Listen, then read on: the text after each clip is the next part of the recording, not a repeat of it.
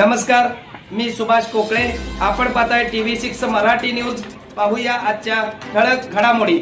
बातमी महाराष्ट्र नागपूरमधून येते.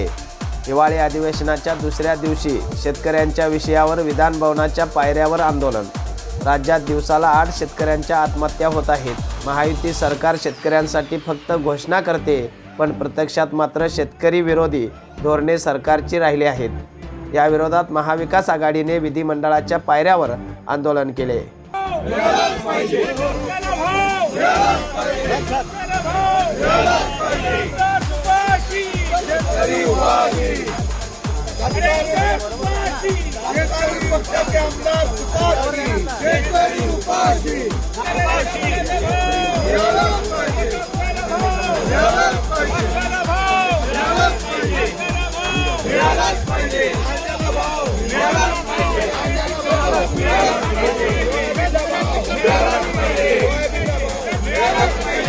शेतकऱ्यांची कर्जमाफी झाली पाहिजे.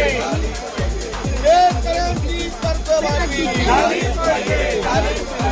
शेतकऱ्यांची कर्जमाफी झाली पाहिजे. शेतकऱ्यांची कर्जमाफी झाली पाहिजे. शेतकऱ्यांची कर्जमाफी झाली पाहिजे. शेतकऱ्यांची कर्जमाफी झाली पाहिजे. शेतकऱ्यांची कर्जमाफी झाली पाहिजे. शेतकऱ्यांची कर्जमाफी झाली पाहिजे. शेतकऱ्यांची कर्जमाफी झाली पाहिजे. शेतकऱ्यांची कर्जमाफी झाली पाहिजे. शेतकऱ्यांना मदत झाली पाहिजे. शेतकऱ्यांना मदत झाली पाहिजे. शेतकऱ्यांना मदत झाली पाहिजे. शेतकऱ्यांची